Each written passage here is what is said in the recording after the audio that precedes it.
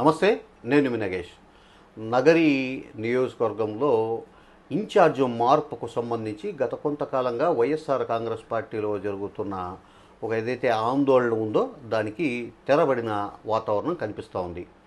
మాజీ మంత్రి నగరి నుంచి 2 సార్లు ఎమ్మెల్యేగా గెలిచిన ఆర్కే రోజా గారిని నియోజకవర్గ ఇన్ఛార్జి పదవి నుంచి తప్పించి మాజీ మంత్రి స్వర్గీయ గాలి ముద్దు కృష్ణమనాయుడు గారి కుమారుడు గాలి జగదీష్ను వైఎస్ఆర్ కాంగ్రెస్ పార్టీలోకి తీసుకొని నగరి నియోజకవర్గ ఇన్ఛార్జిగా ప్రకటించాలి అని వైఎస్ఆర్ కాంగ్రెస్ పార్టీ అధ్యక్షుడు మాజీ ముఖ్యమంత్రి జగన్మోహన్ రెడ్డి గారు ఆలోచించారు. దాదాపు ఖరారు కూడా చేశారనే వార్తలు వచ్చాయి.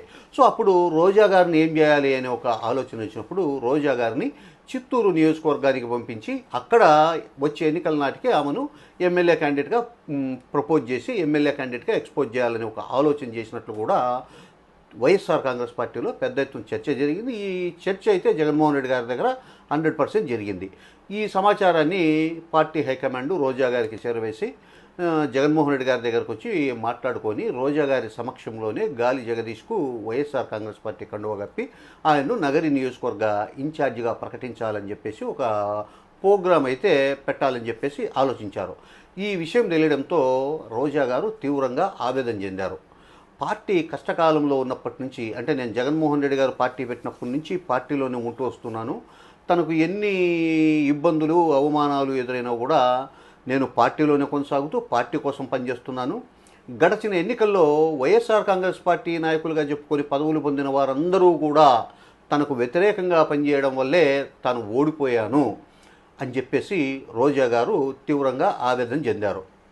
ఇందుకు సంబంధించి ఈ మధ్య రోజా గారు పార్టీ అధ్యక్షుడు జగన్మోహన్ రెడ్డి గారిని కలిసి నియోజకవర్గంలో ఎన్నికల సమయంలో జరిగిన పరిస్థితులు, నాయకులు వ్యవహరించిన తీరుతో పాటు తాను పార్టీకి కమిట్మెంట్గా ఉన్నాను, గడిచిన ఎన్నికల్లో తాను మాత్రమే భారీ మెజార్టీతో ఓడిపోలేదు, రాష్ట్రంలో చాలా సీట్లు పోయాయి కదా, నగరి నియోజకవర్గంలో ప్రత్యేక పరిస్థితులు, అలాగే పార్టీలోని ముఖ్యులు కొంతమంది తనను వెన్నుపోటు పొడిచి తెలుగుదేశం పార్టీకి అభ్యర్థికి మద్దతు ఇవ్వడం, ఆయనకు ఇండైరెక్ట్గా పనిచేయడం వల్లే తాను అత్యధిక మెజార్టీతో ఓడిపోవాల్సి వచ్చింది. ఏది ఏమైనప్పటికీ కూడా నేను పార్టీ స్థాపించినప్పటి నుంచి ఇప్పటి వరకు పార్టీ కార్యక్రమాలకు చాలా దగ్గరగానే ఉన్నాను. ఎన్నికలు అయిపోయిన ఓడిపోయిన సమయంలో ఒక 2-3 నెలలు మాత్రం పార్టీ యాక్టివిటీస్కి కాస్త దూరంగా ఉన్నప్పటికీ కూడా నేను మళ్ళీ యాక్టివ్ అవుతున్నాను. నియోజకవర్గంలో పార్టీ కార్యక్రమాలను జనంలోకి తీసుకొని కాబట్టి తనను నగరి నియోజకవర్గ ఇన్ఛార్జిగానే కొనసాగించాలి. వచ్చే ఎన్నికల నాటికి నా పర్ఫార్మెన్స్ బ్రహ్మాండంగా నేను డెవలప్ చేసుకుంటా, ఖచ్చితంగా గెలిచి చూపిస్తాను అని చెప్పి జగన్మోహన్ రెడ్డి గారి దగ్గర రోజా గారు తన మనసులోని మాటను బహిర్గతంగా చెప్పి ఇంకా కొన్ని విషయాల గురించి కూడా ఆమె అధ్యక్షునికి చెప్పినట్లు కూడా సమాచారం అందుతోంది. సో రోజా గారి అభిప్రాయంతో ఏకీభవించిన జగన్మోహన్ రెడ్డి గారు గాలి జగదీష్ గారిని వైఎస్ఆర్ కాంగ్రెస్ పార్టీలోకి తీసుకొని నగరి నియోజకవర్గ ఇన్ఛార్జిగా చేయాలని ఒక ప్రతిపాదనను దూరం పెట్టినట్లు కూడా మనకు సమాచారం అందుతుంది. మొత్తం మీద చూస్తే నగరి సీటు, నగరి నియోజకవర్గం ఆర్కే రోజా గారికి సేఫ్, ఇక అక్కడ మార్పు లేనట్లే అనే ఒక వాతావరణం కనిపిస్తూ ఉంది. రోజా గారు జగన్మోహన్ రెడ్డి గారితో భేటీ వచ్చిన తర్వాత గాలి జగదీష్ గారు కూడా తన మద్దతుదారులతో ఇక మనం వైఎస్ఆర్ కాంగ్రెస్ పార్టీలో చేరే కార్యక్రమము సుదీర్ఘంగా వాయిదా పడినట్లే అని సమాచారం ఇచ్చినట్లు వాళ్ళ మద్దతుదారులు చెబుతున్నారు.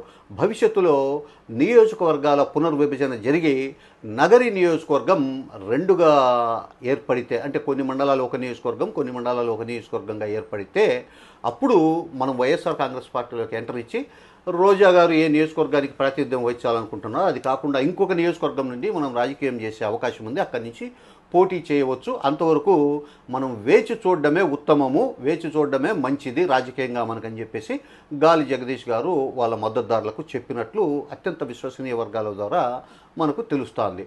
సో ఈ వ్యవహారాలన్నింటి నేపథ్యంలో నగరి వైఎస్ఆర్ కాంగ్రెస్ పార్టీ నియోజకవర్గ మార్పు అనేది టీ కప్పులో తుఫాన్ లాగా మొత్తం మీద ఎట్టకేలకు అది ప్రశాంతంగా మారిపోయినట్టు మనకు కనపడిస్తుంది. రానున్న రోజుల్లో రోజా గారు ఈ నియోజకవర్గం నుండి ప్రభుత్వం మీద మరింత తీవ్ర స్థాయిలో విరుచుకుపడుతూ కార్యక్రమాలు నిర్వహించడానికి కార్యాచరణ సిద్ధం చేసుకుంటున్నారు.